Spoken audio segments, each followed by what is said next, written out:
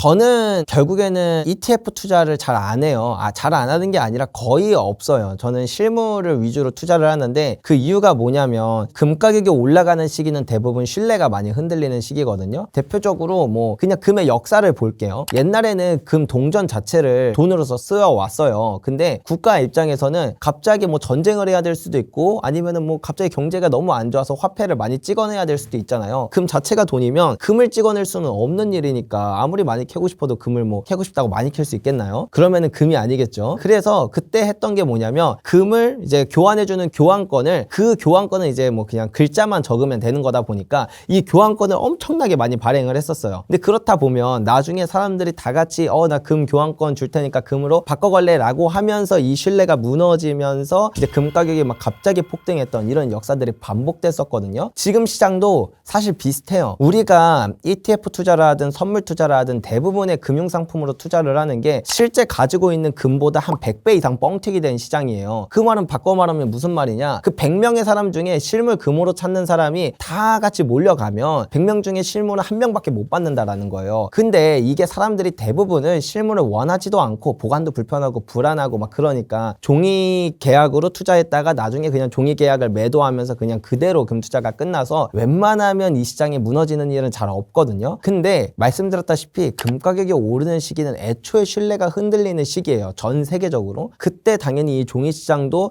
어느 정도 타격을 받을 가능성이 있는데 그때 만약에 이 시장이 흔들린다라고 한다면 내가 투자했던 ETF나 금융상품 같은 이런 형태가 그렇게 안전하진 않을 수 있다. 정말 심한 경우에는 내가 투자했던 돈의 그 수익을 전혀 받지 못할 수도 있어요. 뭐 2022년 같은 경우에는 전 세계에서 가장 큰 귀금속 시장이 런던 금시장이거든요. 역사도 엄청 오래됐고 지금도 전 세계에서 가장 큰 금시장 중에 하나예요. 근데 여기서 그 니켈이라는 상품이 이제 거래가 되고 있었는데 하필 러시아 우크라이나 사태가 터지니까 니켈 공급이 탁 끊긴 거예요. 러시아에서 원래 니켈 공급을 많이 해줬었거든요. 산업용으로 많이 쓰이는 니켈이 일단 업체들은 필요하니까 실물 인출해달라. 근데 거래소는 사실은 아까 말씀드렸다시피 니켈이고 금이고 은이고 동이고 모든 원자재가 그렇게 거래되는 양만큼 가지고 있진 않아요. 정말 일부만 가지고 있거든요. 그러니까 못 주잖아요, 인출을. 그러면 뭐 출고 지연 뭐 이런 핑계를 대면서 이제 미루다가 이런 인출 요청이 너무 많이 쇄도하자 막 가격이 급격하게 폭등하기 시작했어요. 48시간 만에 거의 2배가 올랐거든요. 이대로 가면은 10배가 오를지 100배가 오를지 뭐 아예 뭐 예측할 수 없는 지경이에요. 그러니까 종이 시장 자체가 아예 완전히 맛이 가버린 거죠. 그러니까 이제 런던 금거래소는 그냥 이 시장을 갑자기 폐쇄시켰어요. 그래서 거래를 정지시키고 그리고 나서 이제 한참 있다가 뭐라고 얘기했냐면 모든 거래를 강제로 취소하겠다고 얘기했어요. 이미 가격은 4배, 5배 올랐는데 거래를 취소한다라는 건 나는 4배, 5배 수익 받는데 팔지도 못하고 옛날 가격으로 돈을 돌려준다라는 거죠. 그러니까 이런 식으로 사실 선물 시장이 망가졌던 역사 많습니다. 우리가 뭐 기억하실지는 모르겠지만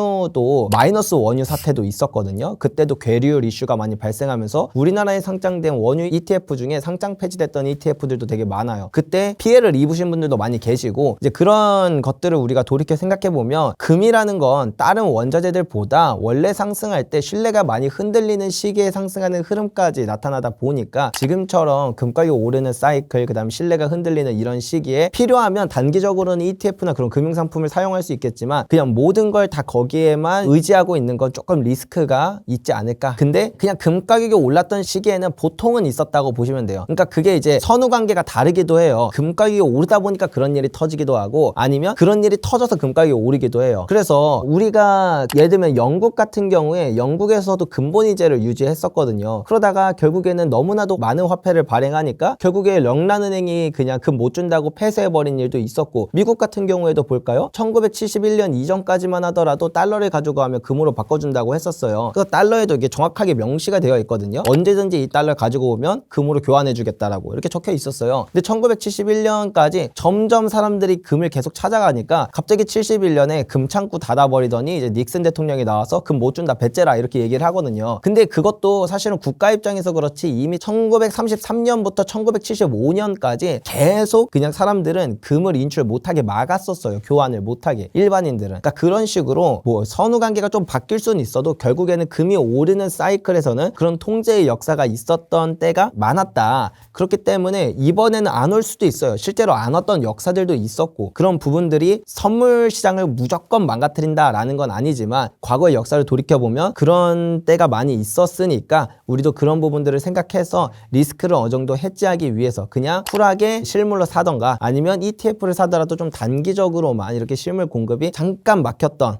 그런 시기에만 이제 사용을 하거나 아니면 포트폴리오를 잘 나눠서 실물도 좀 갖고 있고 너무 많은 양이라고 생각한다면 일부는 뭐 ETF나 이런 걸로 갖고 있고 그런 식으로 잘 나눠서 하시면 될 것 같습니다. 베스트 케이스부터 알려드릴게요. 그냥 그나마 제일 괜찮은 케이스는 뭐냐면 그렇게 잠깐 거래 정지가 됐다가 선물 가격이랑 실물 가격이랑 그럼 갑자기 괴리가 이렇게 벌어지거든요. 그러면 이 선물 가격이 다시 실물 가격을 추종하면서 실물 가격과 선물 가격의 그 괴리가 이어지면서 다시 정상화된다. 이런 부분들이 있는 케이스들이 있어요. 그래서 그런 걸 생각한다면 ETF를 투자해도 이제 크게 막 손해를 보지 않았던 역사도 있기는 있는 거죠. 근데 이런 일도 있겠지만 좀 극단적으로 가면 다양한 일들이 생겨요. 기본적으로 일단 은행 창구나 그다음 증권사를 폐쇄하는 게 가장 많아요. 가장 많고 가장 먼저 하는 일 중에 하나거든요. 그때는 내가 사고 싶어도 못 사고 팔고 싶어도 못 팔아요. 그리고 이제 나는 빨리 내 금을 달라 하면은 이제 여기서도 다양한 케이스들로 나눠지는데 일단 금을 내주는 케이스는 아예 없고요. 그러면 너가 갖고 있는 금만큼 그만큼의 가치로 우리가 현금을 줄게 라고 해요. 예를 들면은 내가 금을 뭐 100동 가지고 있었다. 그럼 지금 금 시세가 80만 원이니까 8천만 원을 줄게 라고 하거나 뭐 그런 식으로 그 현금으로 주는 경우가 많습니다. 아예 안 줄 때도 있어요.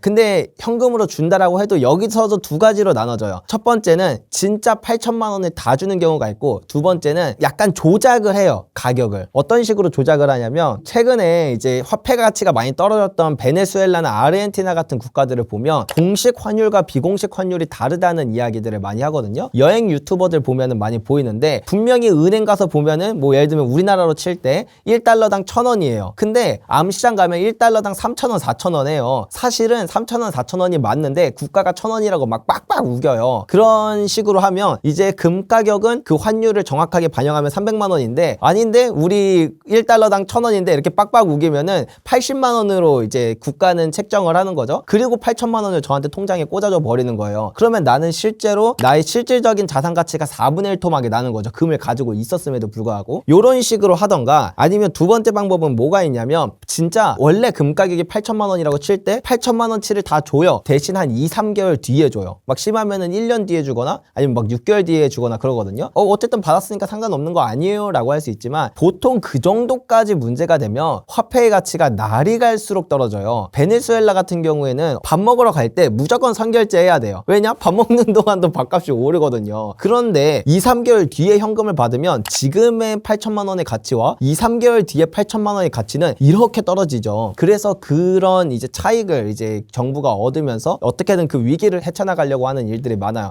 그래서 이런 것들을 다 종합해보면 제가 하려는 얘기는 무슨 말이냐면 사실 신뢰가 무너지는 시기엔 화폐 가치가 빠르게 떨어지고 그때는 대부분의 역사에서 금을 통제했던 역사가 많아요. 그냥 압수했던 역사들도 있고요. 아니면 그만큼의 이제 가치를 다시 우리 자국 화폐로 돌려준다라고 하더라도 뭐 어떤 식으로든 좀 내가 원래 받았어야 될 가치의 뭐 반 혹은 반의 반 정도밖에 안 되는 수준으로 돌려받게 되는 그런 역사들도 많았다. 따라서 그런 리스크들을 해지할 수 있는 방향은 금이라는 것 자체가 사실은 통제받지 않기 때문에 가치를 가지고 있는 건데 누군가의 통제하에 있는 형태로 금을 투자하는 건 그 리스크로부터 자유로울 수 없다. 그래서 실물을 보유하는 게 저는 더 안전하고 가장 금 투자의 본질에 맞지 않나 이렇게 생각을 합니다. 요즘은 점점 악랄해지거든요. 실제로 저희 업계에서도 그 텅스텐으로 된 가짜금들이 많이 나옵니다. 옛날에는 대체로 가짜금을 만든다 해도 뭐 진짜 허접하게 만들어요. 예를 들면 막 철을 넣는다던가 뭐 구리, 뭐 아연, 납 뭐 이런 것들을 섞어가지고 넣어가지고 그냥 부피부터 달라요. 예를 들면 부피가 같으면 진짜 골드바는 1kg인데 가짜 골드바는 막 400g밖에 안 나오고 이러거든요. 아니면 똑같이 1kg여도 막 금의 부피의 막 2배 정도 돼요. 그러니까 그냥 금을 좀 많이 보신 사람들은 그냥 육안으로만 봐도 티가 날 정도로 알고 아니면 뭐 자석 정도 돼보면은 그냥 자석이 툭 떨어진다던가 아니면 탁 붙는다던가 둘 중에 하나가 나타나거든요. 가짜들은. 왜냐면 금은 이렇게 세우고 자석을 대고 뚝 떨어뜨리면 스르르르륵 떨어져요. 전도성은 아니지만 자성도 아니지만 그런 것들을 반자성이라고 하거든요. 그럼 반자성을 가지고 있어서 이런 방법으로도 알 수 있는데 근데 지금 가짜금은 좀 심각한 게 뭐냐면 텅스텐을 사용합니다. 이게 왜 문제냐? 첫 번째 텅스텐도 약간의 반자성을 띄어요. 그래서 자석 가지고 하면 스르르 내려가기도 하고, 그리고 자석에 붙지도 않고, 거기다가 밀도도 금이랑 거의 유사해서 똑같이 텅스텐으로 1kg 만들고 금으로 1kg 만들면 육안으로 아예 구별이 안 돼요. 부피가 너무 똑같아가지고. 그러면은 이제 보통은 좀 전문 장비들이 들어가거든요. 대체로 종로에 있는 감정원들 보면은 전문 감정을 할 때는 좀 더 전문적인 방법을 쓰지만 약식으로 감정을 할 때는 XRF라는 검사를 해요. 그게 뭐냐면 엑스레이로 탁 찍어서 지금 얘 안에 그 어떤 원소들이 있는지를 보는 거거든요. 그 XRF, 그 엑스레이가 들어갈 수 있는 수준이 정해져 있어요. 깊이가. 그러면 겉에 도금을 정말 두껍게 입히면 안에 텅스텐이 들어 있어도 금밖에 안 보이는 거예요. 그래서 실제로 그것 때문에 이제 업계에서도 그 두껍게 입힌 그런 도금된 그런 금들이 나오면서 이제 그게 뉴스에 많이 알려지고 요즘 가짜금이 되게 화두가 되고 있거든요. 그래서 그런 부분들까지 생각을 하면 일반인이 가짜금을 아는 건 거의 불가능에 가깝다. 이제 진짜 그 정도로 악랄한 것 같은 경우에는 그걸 알기 위해선 전문 감정을 해야 되는데, 저희 회사 같은 경우에는 이제 4가지에서 거의 5가지 정도의 방법으로 하거든요. 뭐 대표적으로는 핑 테스트라던가 전도도 테스트, 뭐 초음파, XRF 검사 이런 것들을 다 이용을 해요. 그래서 그렇게 하면 뭐 사실은 텅스텐을 다 잡아낼 수는 있지만 일반인이 잡아내기는 좀 많이 어렵다. 근데 그 중에서도 이제 진짜 악랄한 거 제외하고 그냥 그나마 좀 해볼 만한 거는 핑 테스트 정도를 해볼 수 있을 것 같아요. 핑 테스트는 핑 테스트 기계가 있거든요. 어떤 금속을 탕 쳐서 얘에서 나는 소리로 판단을 하는 거예요. 근데 텅스텐 같은 경우에는 좀 둔탁한 소리가 납니다. 되게 약간 틱틱 탁탁 이런 소리처럼 되게 둔탁한 소리가 나고, 금 같은 경우에는 탱 하면서 되게 맑고 경계한 소리가 나요.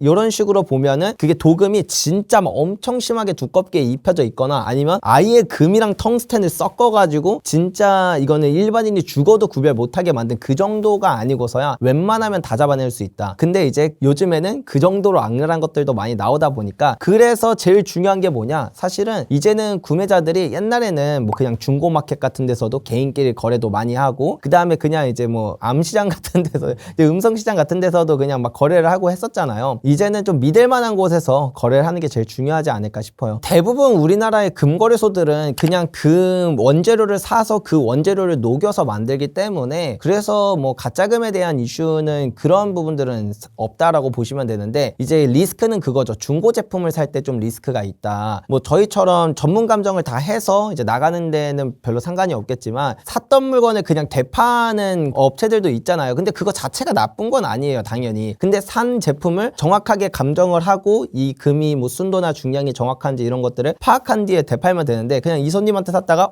사신다고요? 예, 여기요, 이렇게 하면은 이제 그러면은 조금 리스크가 있을 수는 있는 거니까, 그래서 그런 거는 잘 생각해서 하시면 될 것 같고, 아니면 애초에 제품 자체가 위변조가 어려운 제품들이 있어요. 뭐 저희 회사도 그렇지만 뭐 한국조폐공사, 한국금거래소 이런 기업들의 골드바를 보면은 전부 모든 금거래소가 그런 건 아니지만 이제 골드바나 실버바 뒷면에 보안 기술 같은 걸 넣거든요. 그래서 뭐 보는 각도에 따라서 글자가 바뀌는 이런 위변조 방지 기술 같은 것들을 넣어놔서 그런 것들이 있으면 사실은 굳이 감정을 받지 않아도 좀 더 신뢰가 가는 부분들이 있으니까, 애초에 살 때 그런 제품을 사거나 아니면 그렇게 전문 감정원에서 감정을 한번 받아보시거나 아니면 아싸리 그냥 믿을 만한 곳에서 구매를 하시거나 그런 방식으로 하시는 게 제일 그래도 안전한 방법이 되지 않을까 싶어요.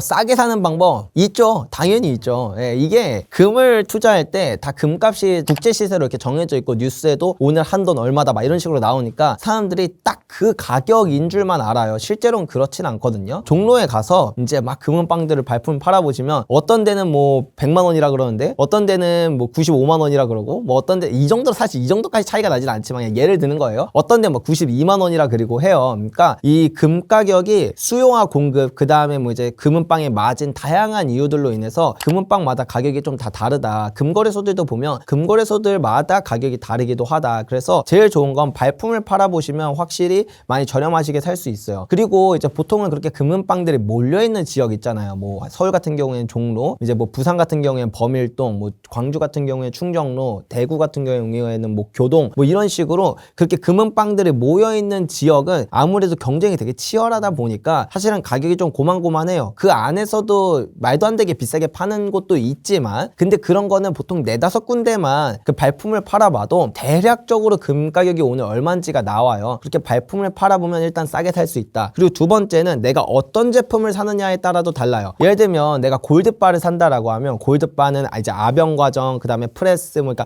그 다음에 뭐 이제 레이저 각인도 해야 되고 다양한 것들이 들어가다 보니까 그만큼 가공료가 많이 붙죠. 물론 뭐 이제 주얼리 제품에 비해서 훨씬 저렴하지만 근데 이제 나는 극한의 효율을 추구한다라고 하면 그냥 금을 녹이고 굳히기만 한 그런 제품들도 있어요. 이런 걸 주물금이라고 부르거든요. 주물 틀에다가 금을 붓고 녹여서 그냥 굳히기만 한 거. 그래서 이런 덩어리금, 뭐 주물금 이렇게 부르는데 이런 것들 같은 경우에는 가공비가 거의 없으니까 사실 금을 투자함에 있어서 효율 면에서는 되게 뛰어난 부분도 있다. 그래서 뭐 꼭 골드바보단 주물금이 좋고 이런 건 아니지만 어떤 제품을 사느냐, 나는 조금 더 저렴하고 그냥 같은 금액이면 더 많은 양의 금을 원해 라고 한다면 주물금 같은 거를 투자하시는 방식도 괜찮고, 아니면 나는 좀 더 믿을만하고 예쁘고 내가 자주 보고 싶어 라고 한다면 골드바 같은 거를 투자하시는 것도 괜찮다, 이렇게 말씀드릴 수 있을 것 같아요.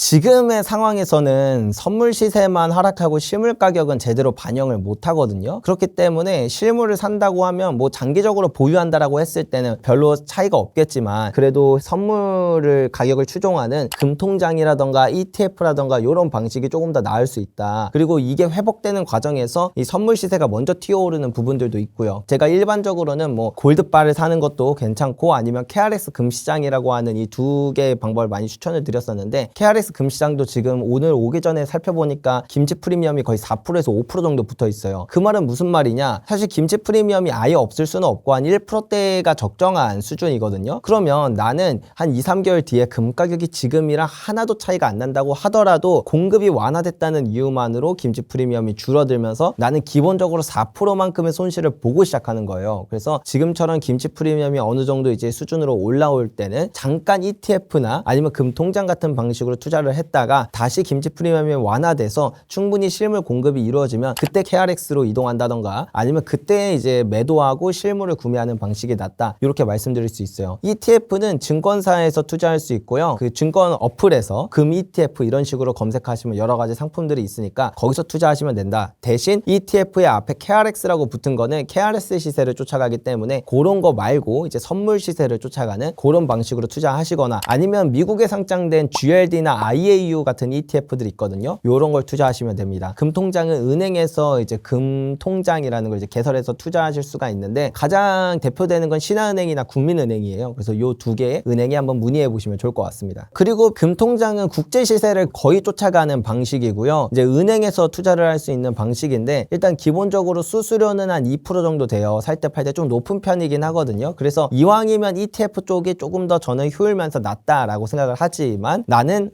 증권 어플 너무 어렵다, 나는 어느 정도 나이가 있다 보니까 나는 젊은이들 하는 거 어렵다 라고 하신다면 이제 은행에 방문하셔서 은행 지점에서 금통장 만들러 왔어요 라고 하면은 그 하나의 금융 상품이에요. 그냥 금을 투자할 수 있는 금융 상품인데 거기에다 이제 돈을 넣으면 0.1g 단위로 금을 알아서 삽니다. 네, 그렇게 매수가 이루어지고 나중에 매도하면은 그 차익의 15.4%만 세금으로 내면은 수익을 얻으실 수 있는 그런 방법이에요. 그래서 지금 같은 상황에서는 차라리 금통장도 뭐 괜찮은 방법이 될 수는 있다. 하지만 효율을 좀 더 추구한다면 증권 어플 이제 다운 받으셔서 금 ETF에 투자하는 방식이 조금 더 효율성이 괜찮다, 이렇게 말씀드릴 수 있을 것 같아요.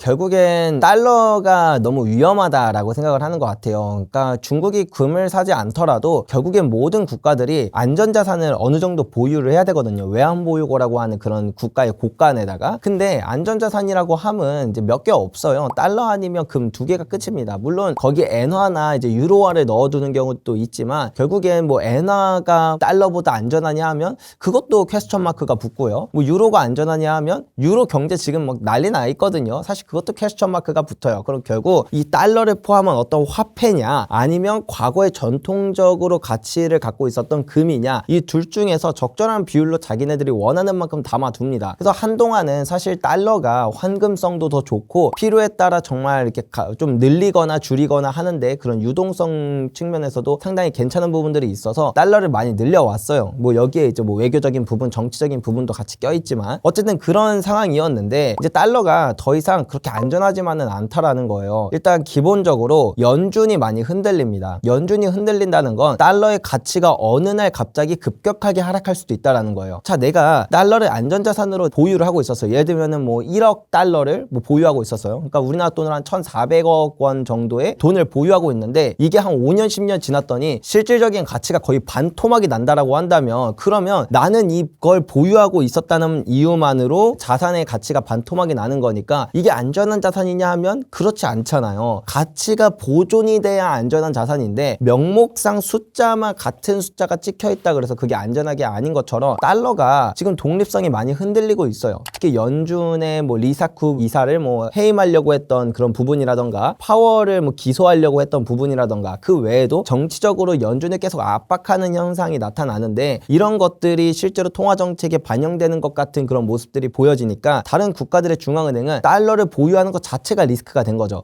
이거 보유했다 10년 뒤에 지금 가치보다 훨씬 더 많이 떨어지면 어떡하지? 내가 예전만큼 이 가치가 잘 보존될 거라는 확신이 없는데 라는 생각이 드는 거예요. 그리고 또 다른 하나는 이제는 실제로 달러를 마치 무기처럼 사용을 합니다. 너 달러 가지고 있지? 네 외환 보유고 동결시켜버릴게. 너 달러로 주로 거래하네? 너 이제부터 스위프트 막 못 써? 이런 식으로 달러를 마치 무기처럼 사용을 하니까 달러가 과연 안전자산이 맞냐라는 부분에서 이제는 완벽히 신뢰가 무너지게 되었다라는 부분이에요. 그러면 달러가 무너지면 이동할 곳이 어디밖에 없느냐? 바로 금밖에 없어요. 그럼 달러를 대체해서 위안화를 사면 안전하냐? 그거는 아니잖아요. 중국도 자기네들 필요에 따라 다양한 선택을 할 수도 있는 거니까. 그러면 결국엔 통제로부터 자유로운 자산으로 돈이 몰리기 시작한다라는 겁니다. 그게 대표적으로는 금이고, 그래서 중국도 그동안 많이 보유했던, 전 세계에서 가장 많이 보유했던 미국채를 거의 절반을 좀 넘게 팔아가면서 금으로 이동하고 있고, 이게 단지 중국의 이야기뿐만 아니라 이제는 미국과 대척점에 있는 국가가 아니더라도 그런 현상들이 많이 나타나고 있어요. 대표적으로는 뭐 폴란드를 예를 들 수가 있겠죠. 폴란드는 이제 작년 한 해 동안 금을 거의 100톤을 샀어요. 이게 얼마나 많이 산 거냐면, 보통 전 세계 중앙은행들이 금을 순매수하는 양이 1년에 200톤에서 300톤 정도 되거든요. 근데 폴란드 혼자서 1년에 100톤을 샀다는 거예요. 엄청나게 많은 양의 그런 금을 사고 있고, 올해도 한 150톤 정도를 살 거라고 공식적으로 선언을 했던 것처럼 뭐 폴란드, 체코, 터키 뭐 다양한 국가들에서 이제는 달러에서 벗어나는 흐름, 달러에서 금으로 이동하는 흐름이 나타나고 있다. 그래서 이런 부분들은 달러의 신용이 흔들렸고, 흔들리는 걸 넘어서 이제 돌이킬 수 없는 그 지점을 넘었기 때문이다. 이렇게 이해하면 될 것 같아요. 그리고 중국은 특히나 미국과 좀 더 대척점에 있는 국가다 보니까 그런 어떤 압박이나 통제를 받을 리스크가 다른 나라들에 비해서 훨씬 더 높겠죠. 그래서 뭐 다른 국가들은 대략 한 2010년부터 좀 많이 샀는데, 중국은 2000년 초반부터 이미 달러에 대한 노출도를 줄이고 금을 모으기 시작했다라는 걸 알 수 있습니다. 그래서 중앙은행들은 가격 때문에 막 투자 목적으로 금을 사는 건 아니에요. 진짜 말 그대로 생존 목적으로 사는 거다 보니까 그냥 사요. 구조적으로 계속 금을 삽니다. 그렇다라는 건 어떤 의미냐면, 이제 금 가격이 이렇게 오르다 보면 또 이제 조정을 받을 때도 있잖아요. 조정을 받을 때 과거에 제가 2019년부터 금 투자를 했는데 대략 한 2022년 이전까지만 하더라도 금 가격이 오르면 그거의 절반이나 아니면 아예 이전 가격으로 돌아가는 일들도 되게 많았어요. 근데 요즘 보면 금 가격이 올랐다가 조정이 온다고 한들 3분의 1 지점도 안 떨어지고 다시 상승하는 모습이 나타나거든요. 이처럼 하방 경직성이 되게 뛰어나다라고 볼 수 있어요. 그리고 여기에 더불어서 횡보장을 보면 더 두드러지게 보이는데, 가격이 횡보할 때는 고점과 저점을 이렇게 계속 찍으면서 이렇게 횡보를 하는 모습이 원래 일반적이고 금도 늘 그래 왔는데, 2022년부터 보면 횡보할 때 점점 저점이 높아집니다. 그러니까 사람들이 생각할 때는 중앙은행들이 그냥 무지성으로 꾸준히 사니까 이전 가격이 되기도 전에 그냥 한 절반밖에 안 왔는데도 이 정도면 싸다, 나 이제 들어가야겠다. 그리고 그 다시 고점을 찍고 내려올 때도 이 전 지점보다 훨씬 더 높은 지점에서 이미 사람들의 수요가 꾸준히 받쳐주기 때문에 그렇게 올라간다라고 볼 수 있어요. 중앙은행들이 사는 것 자체가 하방을 안정적으로 이제 만들어주는 부분, 그리고 그런 부분들이 있기 때문에 투자자들이 조금 더 마음 놓고 이제 금과 은을 이제 투자하는 그런 부분들이 쌓이면서 전체적으로 상승의 차트가 기울기가 이제 가파라지는 그런 효과가 나타나고 있다. 이렇게 보시면 될 것 같아요.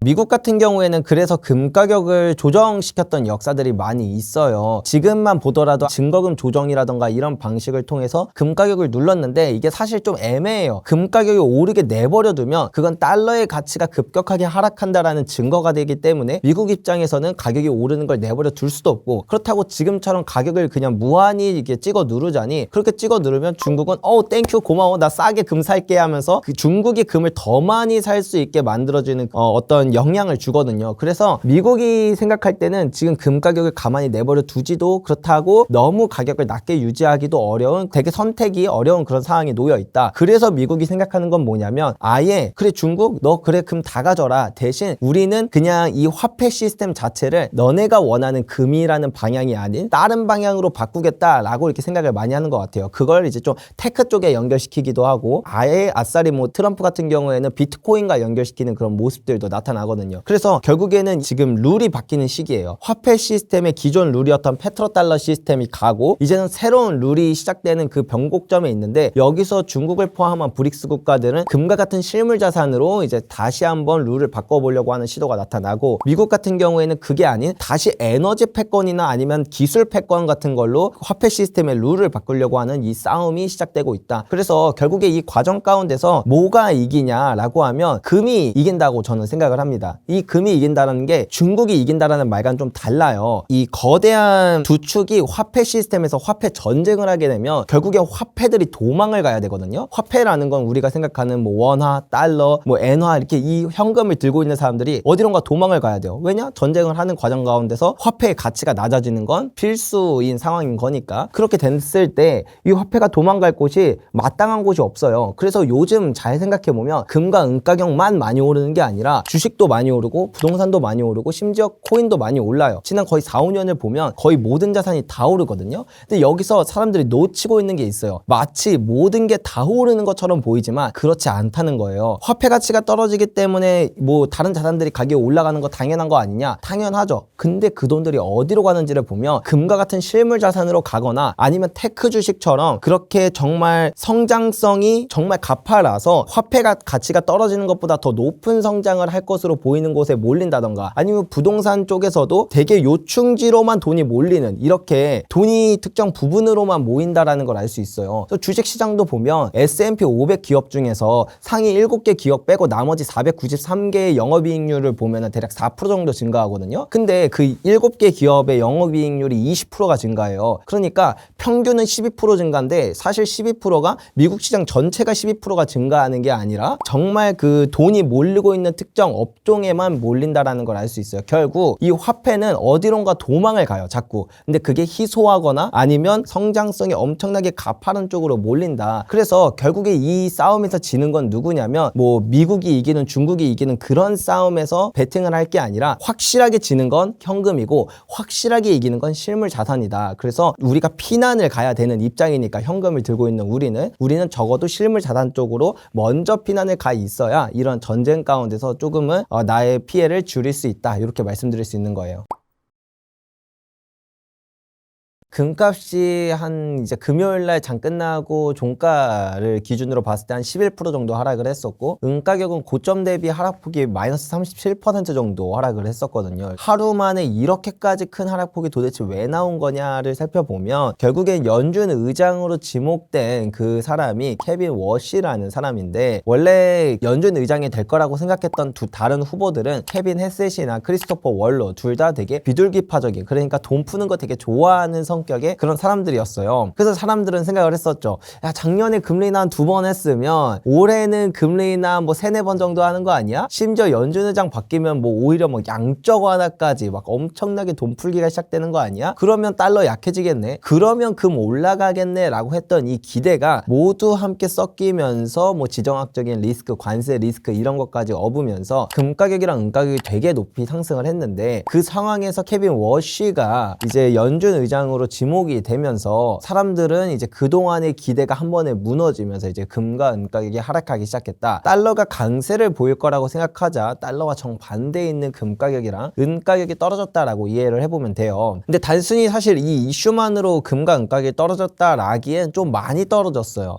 뭐 물론 떨어질 수 있죠. 한 뭐 2, 3% 뭐 이렇게 떨어질 수 있는데 10% 그리고 이제 은 가격은 30%가 넘게 떨어지는 건 분명 다른 이유가 있다. 이런 것들을 우리가 유추해 볼 수가 있어요. 1월 30일 금요일에 이제 장이 끝나고 나서 전 세계에서 가장 큰 상품 거래소인 이제 시카고 선물 거래소는 금과 은의 증거금을 또 올리겠다고 발표를 했어요. 그것도 대폭 인상하겠다고 발표를 했거든요.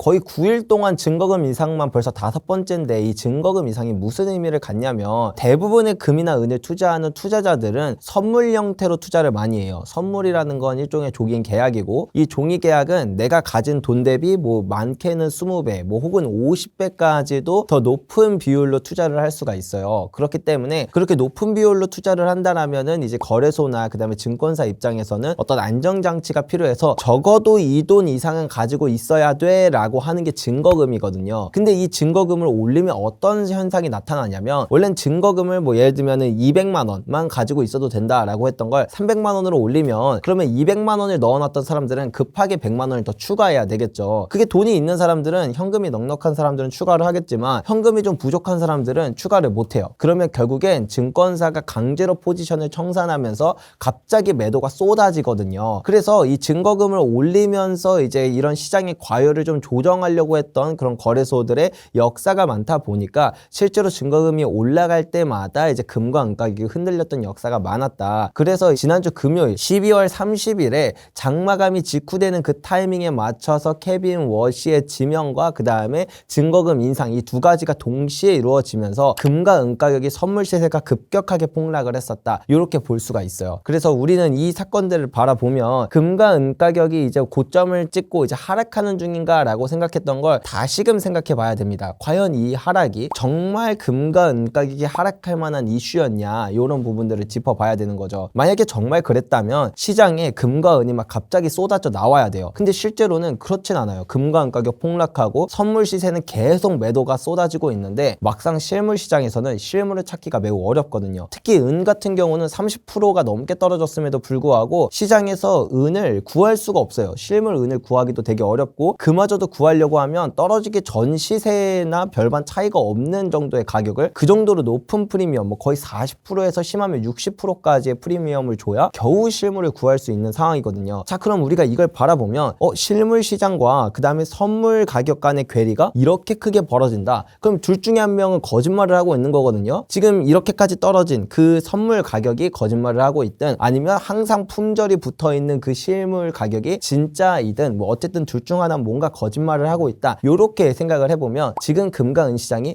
정말 이제 하락을 의미하는 그런 가격 하락의 시작점을 알리는 그런 시그널이냐 혹은 단기적으로 어떤 그 레버리지의 청산과 그 과정 가운데서 아주 단기적인 이슈냐 요것들을 이해하는 데 도움이 될 것 같아요. 그래서 저 같은 경우에는 이제 매수를 좀 고민해봐도 된다라고 생각을 해요. 그동안 올라서 못 샀다라고 생각하셨던 분들은 실제로 이거랑 비슷한 역사가 언제 있느냐 하면은 한 2020년 그리고 2008년을 들 수가 있거든요. 이때도 금과 은 가격이 단기에 급격하게 떨어졌어요. 뭐 은 가격은 막 50%가 떨어지기도 하고 30% 정도가 떨어지기도 하고 이런 일이 있었는데 그때도 마찬가지로 실물 은을 구하는 게 되게 어려웠거든요. 금 가격도 마찬가지로 떨어진 것만큼 실물 시세가 떨어지지 않았고요. 결국엔 이러한 현상이 다시 회복되면서 이 문제가 끝났고 그리고 가격 회복을 넘어서 그 뒤에 상승세가 정말 가파른 상승세가 나타났다라는 걸 우리가 알 수 있어요. 그러면 지금의 이 가격 하락은 어찌 보면 위기가 아니라 기회일 수 있다. 다만 아까 말씀드렸던 것처럼 실물은 지금 구하기도 매우 어려운 상황이라 이럴 때는 ETF 같은 거를 이용하는 것도 좋은 방법이 될 수 있을 것 같아요.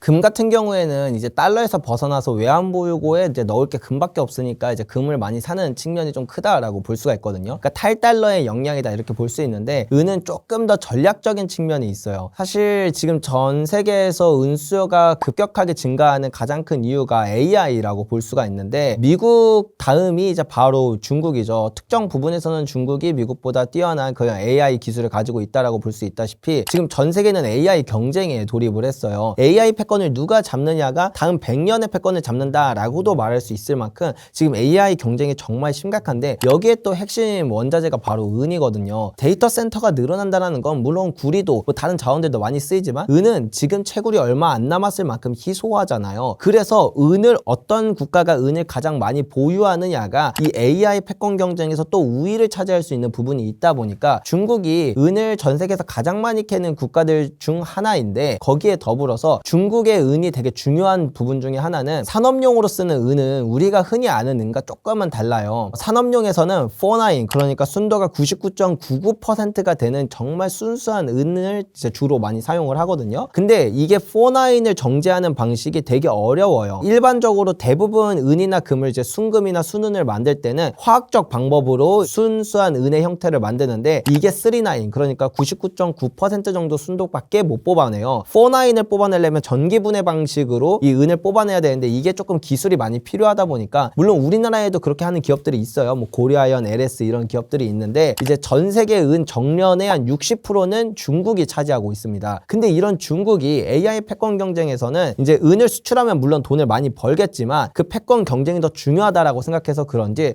최근 들어서는 은 수출을 자꾸 통제하려는 그런 흐름까지 나타나고 있어요. 안 그래도 은도 귀하고 안 그래도 산업 수요는 폭발하는데, 여기에 더불어 전 세계의 은의 60%를 정련하는 중국이 은을 통제하려는 이런 흐름이 나타나다 보니까 공급망이 병목되면서 은 가격이 한번 치솟으면 다시 한번 엄청나게 무섭게 치솟을 수 있는 그런 잠재적 상승 모멘텀도 가지고 있다. 그게 전 세계적인 흐름에서 보면은 엄청나게 큰 리스크고, 은 투자자들 입장에서 보면은 엄청나게 큰 상승 모멘텀이다, 이렇게 바라볼 수 있을 것 같아요. 그리고 일론 머스크가 바라본 그 화폐는 에너지다라고 얘기하는 게, 보통 화폐 시스템이 세 가지 정도가 존재를 해요. 첫 번째, 그냥 금이나 은처럼 그 금속 자체가 돈인 태환화폐 시스템. 그리고 이제 두 번째, 불안화폐 시스템. 아무것도 담보가 되지 않고 오로지 국가의 신뢰, 나 믿지? 그냥 써. 약간 이렇게 하는 불안화폐 시스템이 있고, 세 번째는 이제 에너지가 화폐인 시스템이 있어요. 사실 지금은 불안화폐 시스템으로도 불리지만 에너지가 화폐인 시스템도 맞거든요. 1971년 이전까지만 하더라도 금본위제라고 해서, 정확히 말하면 금태환제예요. 금태환제라고 해서 이제 금 자체가 돈으로 쓰였던 그런 시기였어요. 금이 담보가 돼야 화폐의 가치로 인정받을 수 있었거든요. 근데 1971년 이후부터는 이제 페트로달러 시스템이라고 이야기를 해요. 원유가 에너지 패권이 가장 중요하고, 그렇기 때문에 이 화폐의 신뢰를 가장 튼튼하게 해주는 그 기둥이 바로 원유였다. 왜냐하면 그 시대는 원유 없이는 돌아가는 산업이 단 한 개도 없었거든요. 물론 지금도 많은 부분이 이제 원유에 의존을 하고 있지만 시대가 점점 바뀌고 있다는 거 우리가 생각해 볼 수 있어요. 옛날에는 가스레인지를 썼는데 이제는 인덕션으로 바뀌고 있고, 옛날엔 기름 보일러를 썼는데 이젠 또 전기 보일러로 바뀌고 있고, 그 다음에 이제 차도 내연기관 자동차에서 전기차로 바뀌고 있는 이런 흐름처럼, 결국 중요한 건 이 전기 에너지가 이제 더욱더 이 시대에 변화하는 가장 큰 축이다. 전기는 뭐 다양한 국가들에서 뭐 화력 발전으로도 하고 풍력 발전으로도 하고 뭐 원자력으로도 하고 다 하는데, 그럼 여기서 중요한 건 뭐냐? 그 전기를 저장하는 에너지가 가장 중요하다라고 볼 수 있어요. 그래서 이 축전지에 당연히 은이 들어가고, 그것뿐만 아니라 뭐 반도체, AI, 데이터 센터, 모든 그 전기가 사용되고 전기가 발전되고 전기가 저장되는 모든 분야에 은이 필수 요소로 쓰이다 보니까, 왜냐? 은은 모든 원소들 중에서 전기 전도율이 가장 높거든요. 그렇기 때문에 비싸다라는 걸 제외하면 은을 쓸 수밖에 없는 부분들이 꼭 존재를 해요. 그래서 이제 은이 에너지 패권의 가장 중요한 부분이다 라고도 이제 이야기가 되는 부분들이 그런 부분이고, 특히 테슬라 같은 경우에는 뭐 전기차에도 많이 쓰이죠. 그 다음에 이제 요번에 AI도 많이 발전을 하고 있고, 그렇다 보니까 더더욱 은이 필요해서 요즘 들어서 보면은 기술주 중에 광산, 금광 같은 것들을 사는 그런 기업들이 나타나는 게, 금보다도 은이나 니켈, 구리, 코발트 이런 쪽에 핵심 원자재들이 필요해서 그런 현상들도 나타났던 거다. 그러면 지금 은은 이 에너지 패권에서 되게 중요한 원자재구나, 우리가 이렇게 이해해 볼 수가 있을 것 같아요.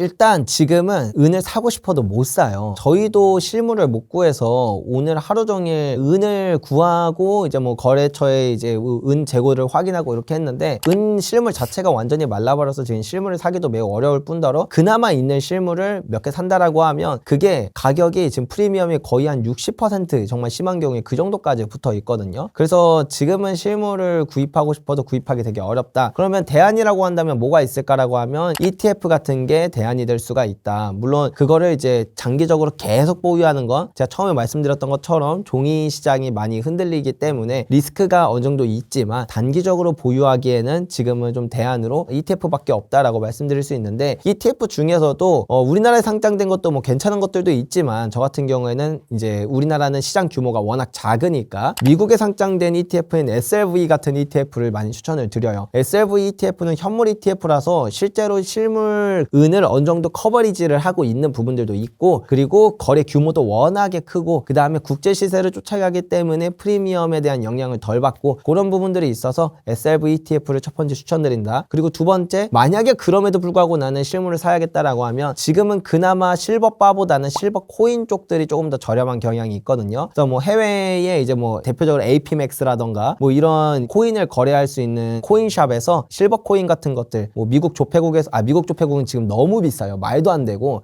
쳐다도 보지 마세요. 지금 캐나다 조폐국에서 나온 메이플 리플 실버 코인이라던가 아니면 호주 캥거루 실버 코인이라던가 이런 것들은 가격이 나쁘지 않다, 그나마 좀 낫다, 이렇게 말씀드릴 수 있어서 그런 걸 직구하는 것도 괜찮을 것 같아요. 그리고 은은 기본적으로 살 때랑 팔 때 가격 차이가 좀 크게 나는 편이에요. 일반적으로 이제 부가세 10%에다가 살 때 팔 때 가격 차이 한 10% 정도를 치면 사자마자 20% 정도를 손해 보거든요. 그래서 저 같은 경우에는 뭐 금은 뭐 그렇게 사고 파는데 뭐 은보단 나으니까 그렇게 하셔도 상관은 없지만, 그래도 이왕이면 사고 팔 때 그 개인 간 거래를 이용하는 게 좋기는 하다. 근데 앞서 말씀드린 것처럼 개인 간 거래는 뭐 가짜 금 이런 이슈들도 있으니까 이런 것들을 중개하는 플랫폼에서 구매를 하면 부가세가 일단 없고요. 그 다음에 사고 팔 때 중간에서 거래를 하기 때문에 지금 사고 지금 팔아도 뭐 수수료 빼고는 완전히 가격을 똑같은 형태니까 은 투자를 할 때 가장 효율적인 방법이다, 이렇게 말씀드릴 수 있을 것 같아요. 다만 지금은 여기서도 은 실물을 찾기가 매우 어렵고, 그나마 있는 매물들은 너무 말도 안 되는 수준까지 가격이 비싸기 때문에 지금은 앞서 말씀드린 것처럼 그런 방법들을 이용해서 은을 잠깐 매수하셨다가 나중에 이제 좀 이런 것들이 잦아들고 실물 공급이 좀 풀리기 시작하면 이런 위탁거래 사이트, 뭐 저희 회사도 그런 중개 거래를 하니까 그런 위탁거래 같은 거를 이용해서 실물을 구입하셨다가 나중에도 이렇게 파시면은 살 때 팔 때 가격 차이도 거의 없이 가장 효율적으로 은 투자할 수 있는 방법 중에 하나다, 이렇게 말씀드릴 수 있을 것 같아요. 이제 은 같은 경우에는 거의 5년 동안 은이 계속 공급이 부족했었어요. 은이 이제 채굴될 수 있는 양도 거의 10몇 년밖에 안 남았고, 그렇다 보니까 이제 고갈도 다가오지, 근데 산업 수요는 매년 사상 최고치를 기록하지, 이러다 보니까 AI 발전이 계속 거듭될수록 은의 수요가 늘어나면서 은이 한 5년 동안 공급이 부족했던 일이 발생했다. 그러면 그 부족한 공급은 어디서 메워지느냐? 이전에 캤던 것들이 이제 많은 금거래소들의 재고로 쌓여 있다 보니까 그런 것들이 줄어들면서 이제 어느 정도 그래도 부족분들이 해결되고 있었는데, 근데 그게 이제 거의 바닥이에요. 재고가 거의 바닥을 기는 수준이다 보니까 이제 점점 은 가격이 이전에 똑같은 수요가 붙어도 가격이 막 갑자기 급등을 하거나 아니면 갑자기 조금 이제 수요가 완화돼서 조정이 오면은 뚝 떨어지거나 이렇게 큰 변동성이 만들어진 이유가 바로 이 부분 때문이거든요. 그래서 최근에도 뭐 이제 레버리지가 청산되는 부분들도 있고, 그 다음에 지금 이렇게 실물이 많이 없어지면서 가격 변동성이 훨씬 더 커진 부분들도 영향을 미치고 있다. 근데 이게 결국에 따져보면 역사적으로 볼 때 원래 은이 본격적인 상승장에 들어가면 이렇게 변동성이 커지는 건 자연스러운 흐름이에요. 그래서 변동성이 큰 걸 보면서 뭔가 금이 위험해졌다라고 판단하기보다는 이제 본격적인 상승장이 들어왔기 때문에 이런 현상이 나타나는구나 라고 이해하면 좀 더 자연스러울 것 같아요. 그리고 그냥 이 산업 수요를 지금 제외하고 그냥 금과 은 가격이 올라가는 사이클, 금의 슈퍼 사이클에 은은 따라가는 특성이 있거든요. 사실 그 사이클만 봐도 일반적으로 지금 정도의 상승 사이클은 1970년대나 아니면 그것보다 훨씬 더 이전인 1930년대랑 되게 비슷한데, 그 정도의 상승 사이클이면 금은비가 1대 15 역사적 평균치로 늘 돌아갔었다라는 걸 알 수가 있어요. 그래서 산업 수요 없이 그냥 내버려둬도 1대 15 수준까지 돌아갈 거라는 건 우리가 충분히 유추해 볼 수 있는데, 근데 여기에 지금 산업 수요가 폭발하다 보니까 어쩌면 1대 15보다도 더 낮은 수준까지, 왜냐면 은이 너무 필요하니까 그렇게 갈 수도 있다라는 부분을 생각해 보면 아예 불가능한 얘기는 아니다. 하지만 그래서 좀 보수적으로 보면 저는 그냥 한 1대 15 정도로 돌아가지 않을까라고 개인적으로는 생각을 해요.